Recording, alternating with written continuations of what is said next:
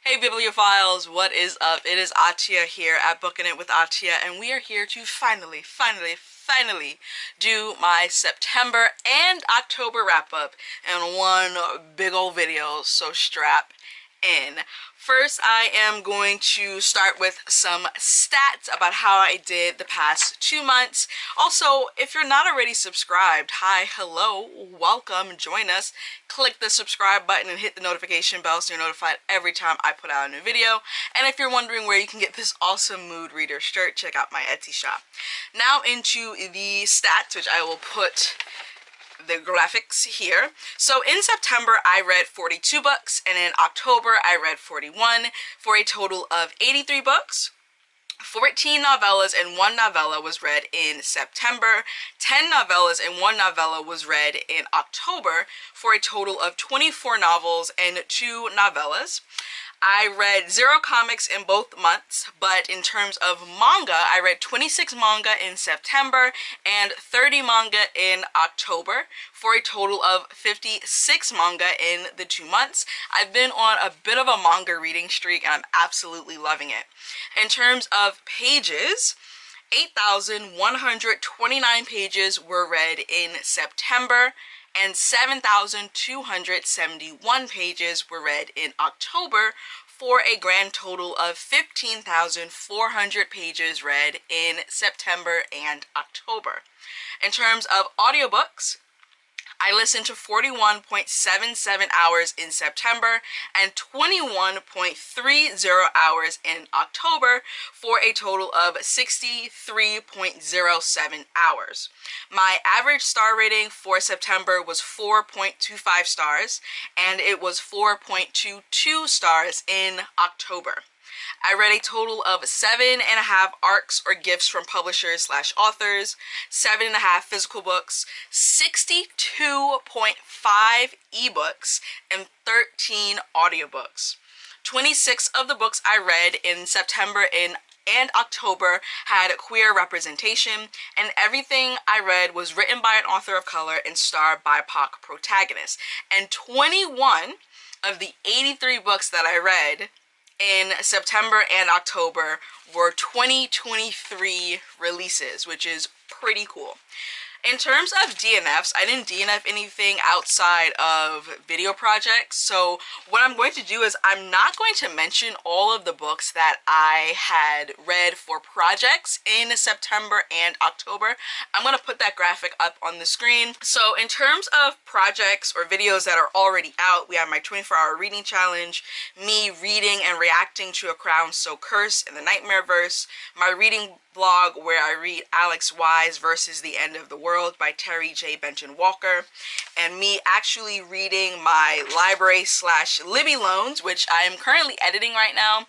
So by the time you see this video, that may or may not be out before this one, but if it's not, it's coming soon, as well as me reading BIPOC and diverse romances. So all the books that you see currently on the screen that I read in September and October, you should check out those videos that they're featured in to hear my thoughts and reflection. Then these are the books that I read during September and October for video projects that are upcoming in the month of November.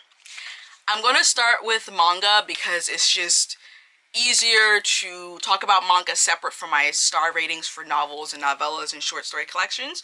So I finished up, finally, I finished up the series Library Wars, Love and War, and I read volumes 12 through 15. I gave all 4 of these volumes 5 stars. And so basically Library Wars, Love and War is a dystopian sci-fi manga series that deals with a world where censorship is abundant. And the only ones who have any kind of authority to fight back this censorship, this bureau of the government that is over censorship and wants to censor books and media, are the library. So they have a militarized unit that is set to protect the library from the government's censorship organization. I love the commentary on censorship and the fresh approach to the anti-censorship canon of literature, which really hit home, especially in these last 4 volumes, with what's been happening in certain school districts, and you know, people just trying to ban books and ban literature that should be open and available for all to read. Library Wars, Love and War definitely balances the mini plot arcs, the larger plot tension, and the romance between our main character Iku and her supervisor. Now, that's not as scandalous as it sounds because her supervisor is like a year or two older than her. And she's of like legal age. So he's her supervisor, but he's very, very young, so it's not one of those weird dynamics. And honestly, it's an incredible ending to a manga series that I've been enjoying, been loving since last year. Next up, we have Dawn of the Arcana. I read and finished this entire series in the months of September and October as well, so volumes 1 through 13. So in this series, Princess Nakaba of Sinan is married off to Prince Caesar of Belquat to help try and foster some kind of peace, but it's a very hostile environment, and she low-key hates her husband, but also kind of maybe is falling for him, and she finds out that she's also dealing with some mysterious power that people are also afraid of. And her attendant Loki is a Jinn, and the Jinn are a sect of people, or a sect of beings that are humanoid but also have like animal parts as well, but they're treated lower in society. The first volume, in my opinion, volume 1, was very weak, but it was interesting enough that I continued on, and I ended up really, really thoroughly enjoying the series, and it gets much better. There's romance, there's political intrigue, and there's high stakes. So definitely check that out if you're looking for a new manga series to start. Next up, we have Snow White with the Red Hair. In September and October, I essentially read most of what's already out. So I read volumes 2 through 25. This is a teen manga with a girl who has red hair, and red hair is very, what's the word I'm looking for? Red hair is very unique and rare, and so the prince of her nation sends for her because he wants to marry her because of her red hair, and she's like, nah, I'm out, I'm not about this. So she chops off most of her hair and runs away, and she ends up meeting this guy in the forest who happens to be the prince of the neighboring country, and it follows her journey, just finding herself, becoming a court herbalist in this country, meeting new people, having friends, having adventures, and I have thoroughly been enjoying this series so much. I cannot wait for volume 26. It's excellent, and it's cute, and there's some queer representation because one of our main characters, Obi, is pansexual. We also have Ryu, who is neurodivergent, and it's great. I love it. Can you tell that I love it? It's so good. Also, there is a romance. So we have a romance between our main girl with the red hair, Shirayuki, and then Zen, who is the prince. And it's cute, but it's not the main focus, which was a little surprising for me because I went into it, I was like, okay, is this going to be all about their romance? But it's not. It's about their individual character paths and their individual character growth, which I appreciate. Next up, we have Blood on the Tracks. This is a horror manga that I found out while I was watching one of Gavin Reads It All's videos, and this follows teen Seiichi's murky and continuously fraught dynamic with his mother, who he has seen as being super loving and kind and generous until one horrible day in summer. That's all I'm going to say about it. I've never read a horror manga before, but I definitely see the appeal, and the way that this manga artist is able to just convey horror and dread and sorrow, his art is masterful. Like, it is incredible. Then we have Imakoi Now I'm in Love. I read volumes 2 through 6. This follows a new teenage couple as they get used to dating and getting to know one another. This one is so cute, and it gives what it needs to give, and it's great. The first 5 volumes follow Satomi and Yagayu, but now we're starting to transition into another couple, which is pivoting to Yagayu.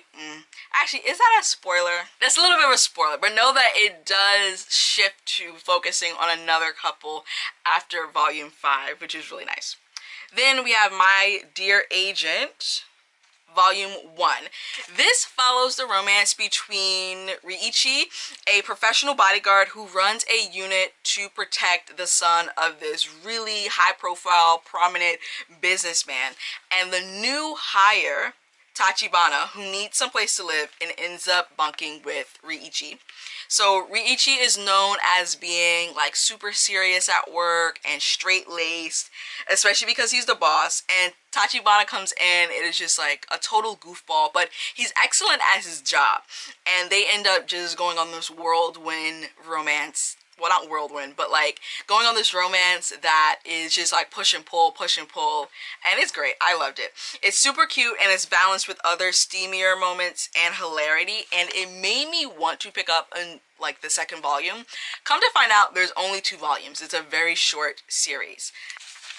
I have to change the battery. Alright, the next manga we have up is volume 1 of Akane Bananshi, and this follows Akane, who stars up a scandal when she decides that when it comes out, because she's been doing it for a few years, that she's going to take informal lessons from her father's Ragugo teacher. And now Ragugo is a form of Japanese storytelling performance art that features one person, limited or no props, and expressive facial expressions and vocal changes to tell folktale stories. Akane taking these lessons is super scandalous because her father is actually kind of a disgraced Ragugo, not to any fault of his own, but she's always wanted to learn, so she decides to give it a try. This was fun and informative and expertly drawn to convey the different stories told in the Ragugo form, and I really loved it. It's another fairly new manga series that made me want to pick up volume 2, which actually recently came out, and volume 3 is coming out in a few months, and I gave volume 1 4 stars. Then we have Haikaiu volume 4, which is a manga that follows a high school boys volleyball team as they try to restructure the team and get back the rank that the team had in the past. As someone who doesn't know much about volleyball, I know like 5% of what needs to be known. I appreciate the fact that the club's advisor is someone who knows almost nothing about volleyball. So there are definitely some panels where he's being informed about the sport and what's happening, and that helped me really just connect and understand, and well, kind of also not feel like an idiot. And it just made it really engaging. And because it's a team, there's obviously many characters, but you don't feel overwhelmed because only a few characters are focused on at a time. The last manga that I'm going to talk about is called Fangs Volume 1, another fairly new series about N, who is a recently turned vampire who is also the sole survivor of a vampiric attack. There's an organization called Fangs, which is a vampire health and welfare organization that monitors vampire activity so that vampires and humans are able to coexist. And they assign N a guardian slash mentor, Ichi, to help ease his transition. And the attraction between N and Ichi is pretty immediate, and in a moment of panic, and like kind of just devotes himself to Ichi and this like long-standing mating ritual type thing. It's a funny and intriguing start to a series, and there's also a level of mystery because you're not sure who turned N and why, and like why was he the sole survivor of this attack. And I ended up giving volume 1 3.25 stars. Now we're going to dive into everything that was not manga or comics. Well, I read no comics, so not manga, and I am going to organize this by star ratings. So starting with my 3-star ratings, we have Murder is a Piece of Cake by Valerie Burns. This is the second book in the Baker Street series. It follows a social media influencer and entrepreneur, Maddie, as she investigates the death of a new-to-town investigator who is trying to run her out of town and out of business. After he challenges Maddie to a baking competition, he winds up stabbed in the back in Maddie's bakery, and it's up to her and her and it's up to her to clear her and her friends' names and expose the killer. This was actually a reread for me. I reread it for Black Aweenathon in October, and I enjoyed it better upon reading it again.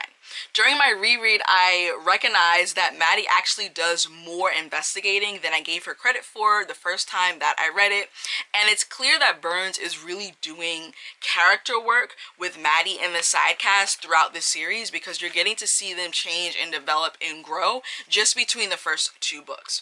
I originally gave it 3 stars when I read it the first time, but I'm bumping that up to 3.5 stars. Then we have Eden's Everdark. This is a middle grade horror novel that follows Eden during a trip her and her father take down to the Gullah Geechee Islands to visit the family of her recently deceased mother. Eden ends up stumbling into this realm of the dead that her mother used to draw when she was younger, and she has to find a way to stay a bright girl or stay alive, help the other souls that are stuck in the realm, and return to her family. This was creepy, this was atmospheric, the cover is just gorgeous, and I would read from this author again, and I highly recommend this to anyone who likes horror, middle grade books, middle grade horror, and I ended up giving this one 3.75 stars.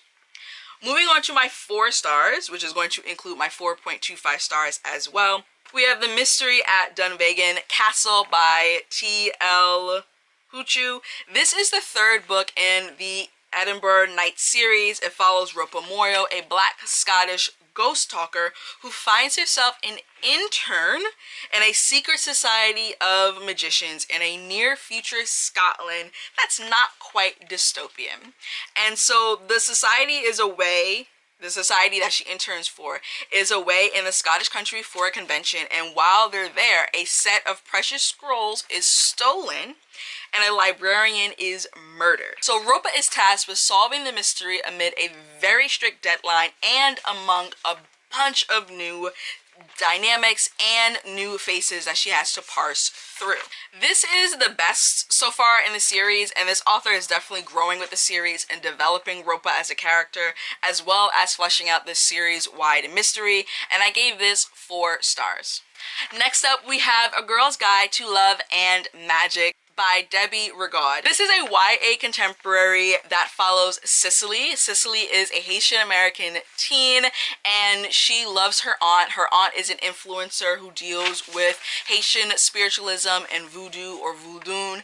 And while Cicely and her aunt are at a voodoo session that the aunt is not preparing, but not overseeing. The aunt is, oh my goodness, what is the word? Ministering. That's not the word I want, but sure, let's go for it. A rogue spirit ends up possessing the aunt, and so Cicely and her best friend and the boy she likes, they are running across Brooklyn trying to gather all these things to help unpossess the aunt. I found this to be just so heartwarming, fun, funny, and I loved the care that was taken in portraying Haitian voodoo in a respectful way.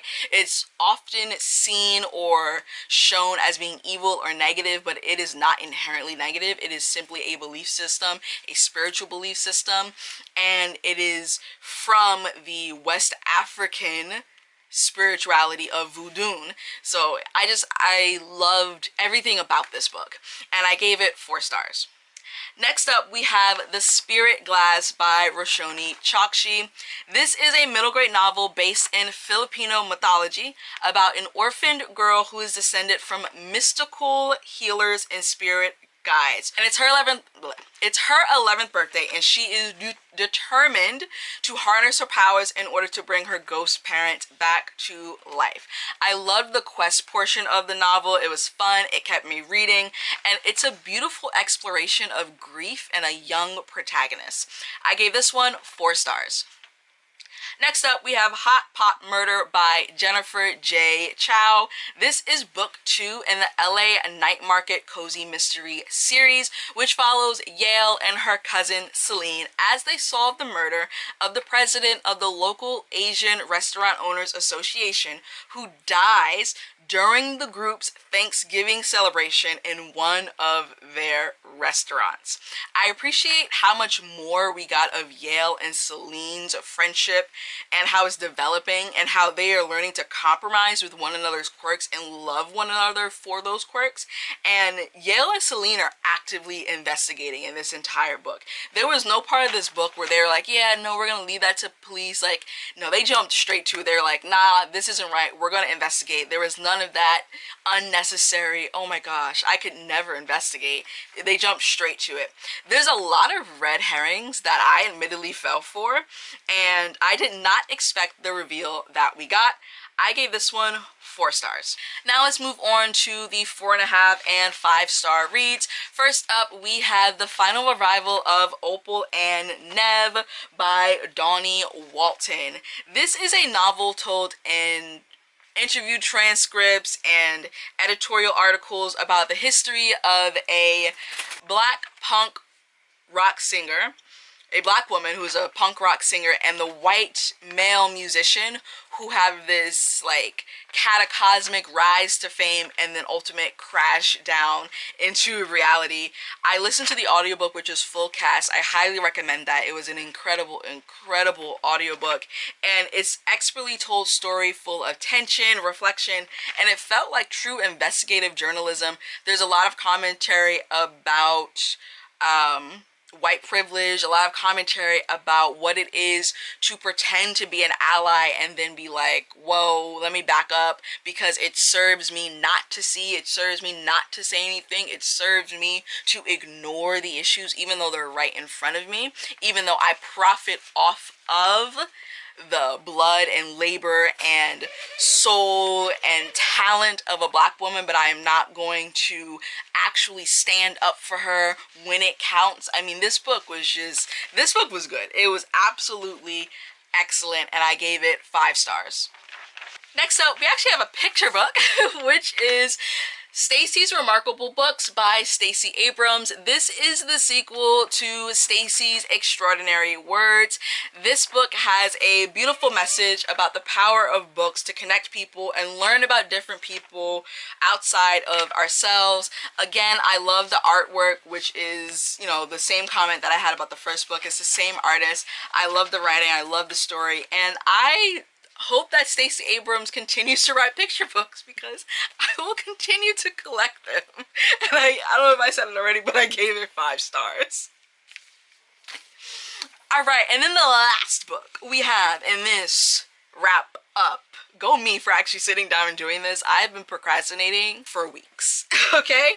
We have I Feed Her to the Beast and the Beast Is Me by Jameson Shea. I freaking loved this book.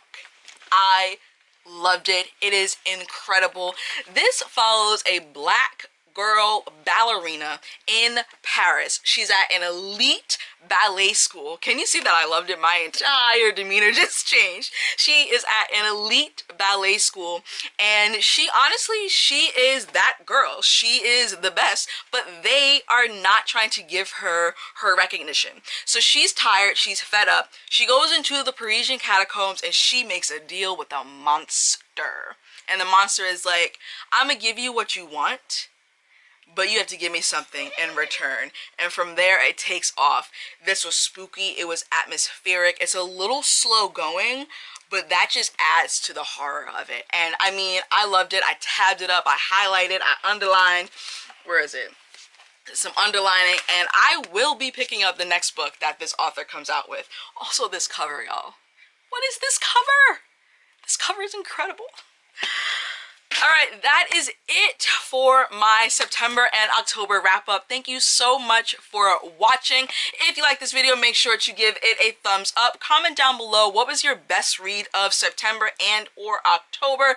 Make sure to subscribe and click the notification bell so you're notified every time I come out with a new video. Follow me on all of my social media, which is down below. You can join my book club, Bibliophiles Unite, also linked down below. Check out my Etsy shop where you can get some awesome, dope, bookish merch, and I will see you in another video. Bye! Showing. I ain't living for the moment. I see what's mine and I want it. Hungry like a Pac-Man. I'm Bruce Wayne and Batman. I'm Naruto with a Hanzo. Got a sharp mind like I'm Einstein. Plus I'm copywriting, so it's all mine. Check it for me, I'm in the sky.